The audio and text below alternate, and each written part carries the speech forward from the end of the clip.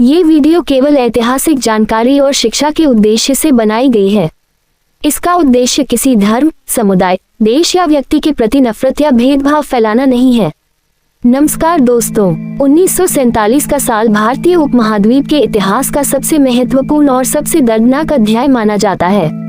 एक तरफ भारत को आजादी मिली तो दूसरी तरफ लाखों लोगों को अपना घर, अपनी जमीन और कई मामलों में अपने प्रियजनों को छोड़ना पड़ा। आज की इस वीडियो में हम भारत पाकिस्तान विभाजन की कुछ ऐसी अनसुनी और कम चर्चित कहानियों के बारे में जानेंगे जो हमें ये समझने में मदद करती हैं कि उस दौर में आम लोगों ने क्या सहा था।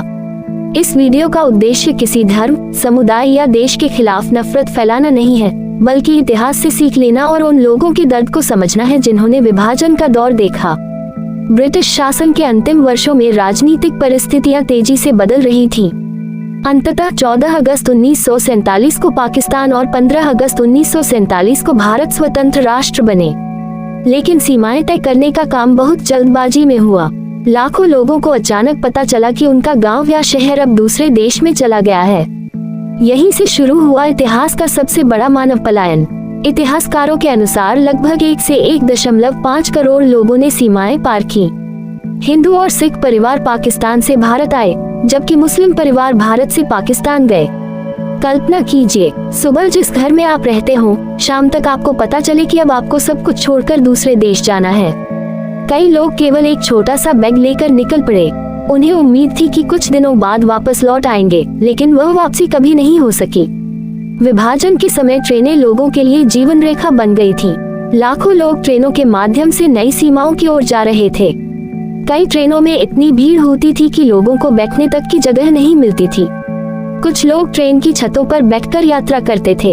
इन यात्राओं के दौरान लोगों ने भूख, प्यास और असुरक्षा का सामना किया।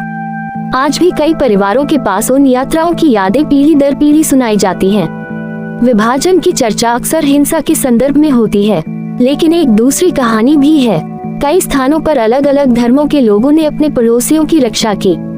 कई गांवों में लोगों ने अपने मित्रों और पड़ोसियों को सुरक्षित स्थानों तक पहुंचाया। कुछ परिवारों ने महीनों तक दूसरे समुदाय के लोगों को अपने घरों में छिपा कर रखा। ये कहानियां बताती हैं कि कठिन समय में भी इंसानियत जिंदा थी। विभाजन के दौरान हजारों परिवार बिछड़ गए। कई बच्चों का अपने माता पिता से संपर्क टूट गया। कई भाइयों और बहनों ने एक दूसरे को वर्षों तक नहीं देखा। कुछ लोग दशकों बाद अपने रिश्तेदारों को खोज पाए। कुछ लोगों को अपने पुराने घरों की केवल यादें ही मिली। आज भी भारत और पाकिस्तान में ऐसे परिवार हैं जिनकी जड़ें एक दूसरे से जुड़ी हुई हैं। विभाजन के बाद लोग नए देशों में बस गए, लेकिन पुरानी यादें उनके साथ रहीं। कई बुजुर्ग अपने बचपन के शहरों, स्कूलों और मोहल्लों को याद करते रहे। कुछ लोग वर्षों बाद वीजा लेकर अपने पुराने घरों को देखने गए।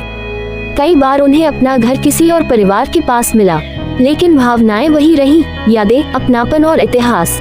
1947 का विभाजन केवल राजनीतिक घटना नहीं था, ये करोड़ों आम लोगों की कहानी थी। कुछ लोगों ने अपना घर खोया, कुछ ने अपने प्रियजन और कुछ ने अपनी पूरी दुनिया। लेकिन इस इतिहास से हमें एक महत्वपूर्ण सीख मिलती है।